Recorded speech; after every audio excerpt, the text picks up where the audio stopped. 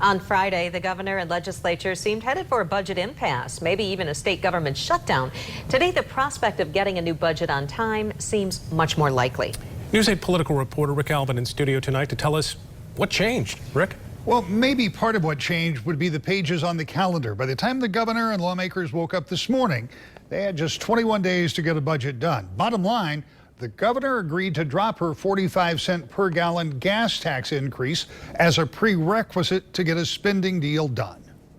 It's not fun to be the adult in the room sometimes. That's how Governor Gretchen Whitmer described her decision to drop the $2.5 billion gas tax increase. Though she says conversations about more road money will continue after a budget is done, a shutdown was too high a price to pay. I don't view a shutdown as a game. I don't view it as something that is just a leverage point. That tax plan, which was never introduced in either chamber, had been pronounced dead even by members of her own party. When asked what she would say to people who believe she may have caved in her negotiations for roads, she had this response. I'd say that there are a lot of people who probably think that this is an easy job, who don't understand the ramifications of what a shutdown would mean, and who think that that the Republicans have shown, any seriousness in solving the road problem. And unfortunately, they would be misinformed if that was their conclusion. With the conversation on roads tabled for now, what about getting the rest of the budget hammered out? How hard is it going to be to agree on targets?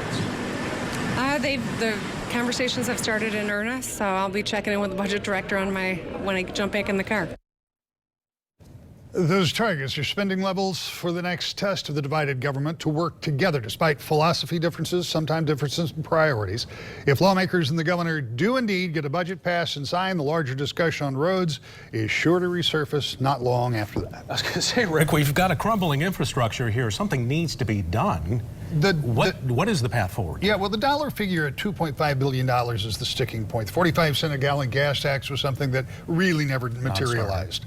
So if it's really $2.5 billion, then it seems like, and I'm only suggesting, that it would not be a single point of revenue. Perhaps it could be a combination of things. Maybe you increase, just suggesting for a moment, the sales tax by a penny and combine that with a shift of some of the tax from the pump that would go back into roads. I don't know how you get to 2.5 billion, and that's why we are where we are. I was going to say, careful now. Yeah.